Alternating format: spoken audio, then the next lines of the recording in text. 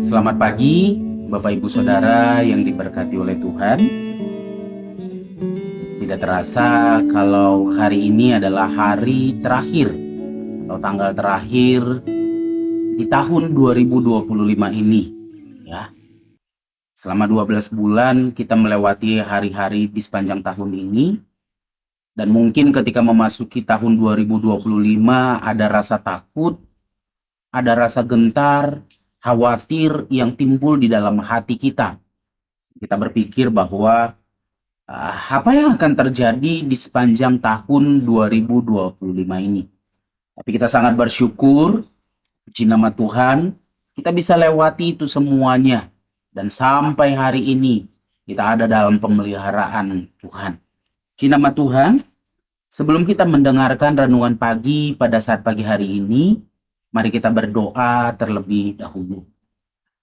Kami bersyukur kepadamu, Tuhan Yesus yang baik. Pertolongan Tuhan kami rasakan sampai saat ini. Di penghujung tahun ini kami masih tetap merasakan pemeliharaan Tuhan, kuasa Tuhan yang dinyatakan dalam hidup kami. Dan sebelum kami mendengarkan kebenaran firman Tuhan di pagi hari ini, biarlah urapan Tuhan, Roh Kudus Tuhan menguasai hati dan pikiran kami. Sehingga ketika kami mendengar kebenaran firman Tuhan, kami bisa memahaminya dengan baik dan kami bisa menjadi pelaku-pelaku kebenaran firman Tuhan. Berfirmanlah Tuhan bagi kami siap untuk menerimanya di dalam nama Tuhan Yesus Kristus. Haleluya. Amin. Puji Tuhan, Bapak Ibu Saudara, pagi hari ini renungan kebenaran firman Tuhan terambil di dalam Kisah Para Rasul, pasalnya yang pertama, ayatnya yang ke-8. Kisah Para Rasul, pasal yang pertama, ayat yang ke-8, begini firman Tuhan. Tetapi kamu akan menerima kuasa kalau Roh Kudus turun ke atas kamu, dan kamu akan menjadi saksiku di Yerusalem dan di seluruh Yudea dan Samaria dan sampai ke ujung bumi.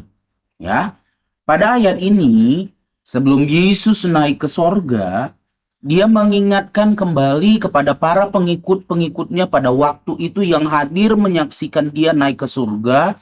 Dia menyampaikan satu pesan bahwa mereka seharusnya mereka akan menjadi saksi-saksi Tuhan, saksi-saksi Yesus, tetapi harus disertai dengan satu syarat bahwa mereka harus menerima Roh Kudus. Mereka harus dipenuhi oleh Roh Kudus. Saya melihat di dalam Kamus Besar Bahasa Indonesia bahwa saksi itu adalah orang yang melihat atau mengetahui sendiri suatu peristiwa atau kejadian. Lalu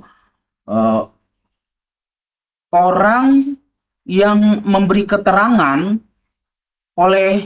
karena dia melihat atau mengetahui satu peristiwa itu. Lalu bukti itu juga, saksi itu juga adalah bukti kebenaran.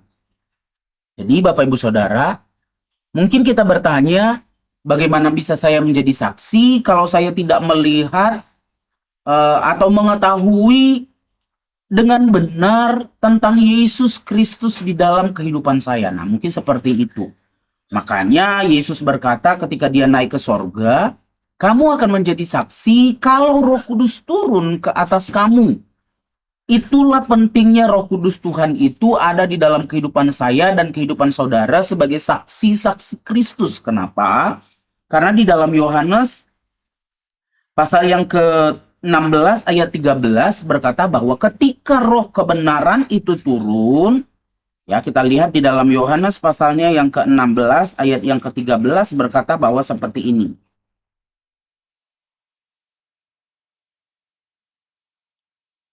Tetapi apabila ia datang, yaitu Roh kebenaran, ia akan memimpin kamu ke dalam seluruh kebenaran.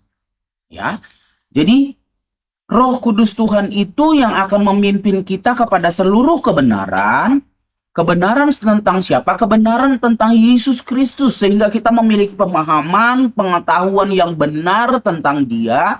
Dan kita bisa menyaksikan tentang Yesus Kristus itu kepada orang-orang yang belum mengenal Tuhan, yang belum menerima Yesus sebagai juru selamat di dalam kehidupannya.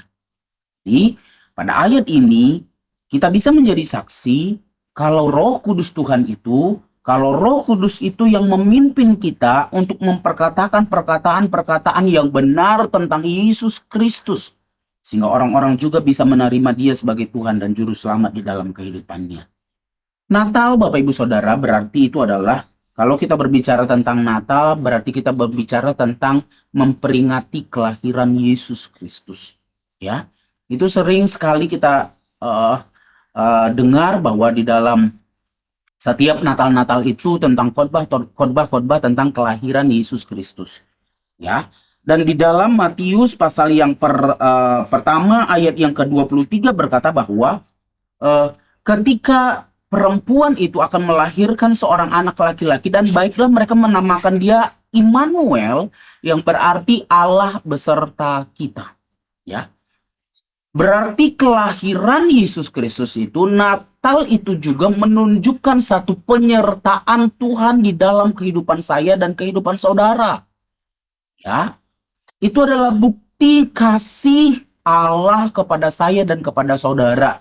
Ketika kita sudah terpisah jauh dari Tuhan karena dosa-dosa kita, Dia mengaruniakan anaknya yang tunggal supaya melalui anaknya ini ada jalan kembali mempersatukan saya dan saudara dengan Allah yang sudah jauh terpisah karena dosa-dosa kita. Jadi Natal ini menunjukkan bahwa kasih Tuhan, penyertaan Tuhan di dalam kehidupan kita. Dan ini terbukti sepanjang tahun ini, siapa yang tidak disertai oleh Tuhan? Siapa yang merasa bahwa dia ada sampai saat ini tanggal 31 ini, itu karena kekuatannya sendiri. Itu karena kemampuan dan usahanya sendiri. Adakah di antara kita yang merasa seperti itu? Saya rasa tidak. Karena kita semua menyadari dalam hidup kita, ketika kita memasuki tahun 2025 ini, kita melangkah di 2025, kita meminta penyertaan Tuhan di dalam kehidupan kita. Kita meminta perlindungan Tuhan. Kita meminta pimpinan Tuhan di sepanjang tahun ini. Dan kita berhasil melewatinya. Mungkin memang ada banyak tantangan, ada banyak masalah yang kita hadapi, ada banyak ujian, pencobaan yang kita alami di sepanjang tahun ini.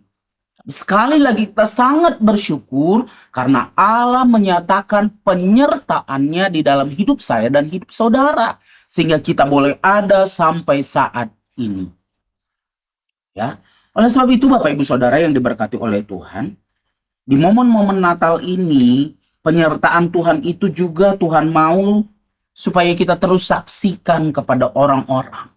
Karena kita tahu ada banyak sekali orang-orang yang belum merasakan pertolongan Tuhan, belum menyadari pertolongan Tuhan sehingga mereka jauh dari Tuhan.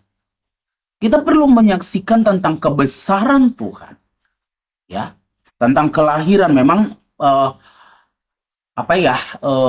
rencana penyelamatan Tuhan itu tidak hanya pada kelahiran saja. Tidak hanya pada kelahiran Yesus saja, tetapi kita harus memang itu runtutan yang panjang, mulai dari kelahiran, kematiannya di atas kayu salib, lalu kebangkitannya, lalu kenaikannya ke sorga. Itu adalah satu penyelamatan, itu adalah satu rencana Allah dalam penyelamatan kita manusia, orang-orang yang percaya kepadanya. Dan itu juga yang harus kita saksikan kepada orang-orang yang belum mengenal Dia. Kita harus menyaksikan bagaimana Yesus menebus kita, menebus saya dan saudara lewat pengorbanannya di atas kayu salib. Nyawanya sendiri Dia berikan kepada kita. Apa yang lebih mahal dari nyawanya sendiri? Oleh sebab itu Bapak Ibu Saudara, kita harus menyaksikan kepada orang-orang bagaimana pengorbanan Tuhan. Bagaimana kasih Allah yang besar itu memelihara hidup saya dan hidup saudara di sepanjang tahun ini. Dan di sepanjang tahun ke depan pun kita harus tetap menyaksikan bagaimana pertolongan-pertolongan Tuhan yang sudah kita alami di dalam hidup kita. Dan Ketika kita menyaksikan itu, kita biarkan Roh Kudus Tuhan yang memimpin kita. Karena kalau kita memperkatakan dari perkataan-perkataan kita sendiri, itu bisa belum sebenar-benarnya, belum perkataan-perkataan yang mengandung kebenaran. Tetapi kalau Roh Kudus Tuhan yang memimpin kita, kita menyaksikan kebaikan Tuhan, kemurahan Tuhan, maka Dia akan menceritakan tentang Tuhan itu sendiri. Bukan kehebatan kita, tetapi kehebatan Tuhan yang akan disaksikan. Karena dikatakan di dalam Yohanes pasal yang ke-16 ayat yang ke-13 tadi, selanjutnya dikatakan begini, sebab Ia tidak akan berkata-kata dari dirinya sendiri, tetapi segala sesuatu yang didengarnya itulah yang akan dikatakannya, dan Ia akan memberitakan kepadamu hal-hal yang akan datang. Roh Kudus Tuhan itu berbicara tentang Tuhan sendiri. Dia tidak akan menceritakan tentang kehebatan kita, tidak. Tapi Dia akan menceritakan kehebatan-kehebatan Tuhan. Jadi kita bisa menjadi saksi-saksi Kristus yang benar. Menceritakan tentang kehebatan Tuhan kepada orang-orang yang ada di sekitar kita. Dan itulah makna Natal yang sesungguhnya. Kita bisa menjadi saksi-saksi Kristus tentang kehebatan kuasanya, tentang perbuatan-perbuatannya yang ajaib di dalam hidup kita, tentang pengorbanannya di atas kayu salib, tentang apa yang Dia kerjakan di dalam hidup kita, sehingga kita boleh ada sebagaimana ada saat ini.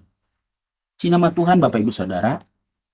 Mungkin di sepanjang ketika kita memasuki 2026 ini, ada lagi muncul rasa takut di dalam hati dan pikiran kita. Ada lagi rasa khawatir yang muncul. Tapi kalau Tuhan sudah menyertai kita, Allah Immanuel itu menyertai kita di sepanjang tahun 2025. Satu keyakinan kita, Tuhan itu, Tuhan yang sama, Allah yang sama itu akan tetap menyertai kita di sepanjang tahun 2026 ini.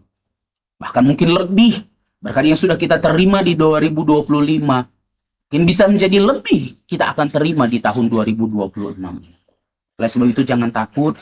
Tetaplah menjadi saksi-saksi Kristus, menceritakan perbuatan-perbuatan Tuhan yang hebat. Nikmati dulu perbuatan-perbuatan Tuhan yang hebat itu dan saksikan kepada dunia bagaimana Allah yang kita sembah itu adalah Allah yang dahsyat dan luar biasa. Puji nama Tuhan. Ini kebenaran firman Tuhan. Mari kita berdoa. Kami bersyukur kepadamu Tuhan Yesus yang baik. Kami sangat merasakan penyertaan Tuhan dalam hidup kami sehingga kami boleh ada sebagaimana kami ada sampai saat ini. Dan ini adalah hari terakhir kami di tahun 2025 ini Tuhan. Ketika kami memasuki 2026, kami menyerahkan hidup kami ke dalam tangan Tuhan. Biarlah Tuhan terus juga menyertai hidup kami, memimpin kami pada hal-hal yang dahsyat dan luar biasa, pada perbuatan-perbuatan-Mu yang heran dan ajaib itu. Tuhan akan terus menyatakan itu di dalam kehidupan kami. Pimpin kami juga di sepanjang hari ini, dalam setiap aktivitas dan kegiatan yang kami lakukan. Biarlah Tuhan bersama-sama dengan kami. Ini doa kami Tuhan. Jadikan kami menjadi saksi-saksi Kristus yang menceritakan kehebatan-Mu kepada dunia ini. Dalam nama Yesus kami sudah berdoa dan mengucap syukur. Haleluya. Amin. Di akhir kata saya mengucapkan selamat Natal bagi kita semuanya. Dan selamat memasuki tahun yang baru. Tuhan Yesus memberkati.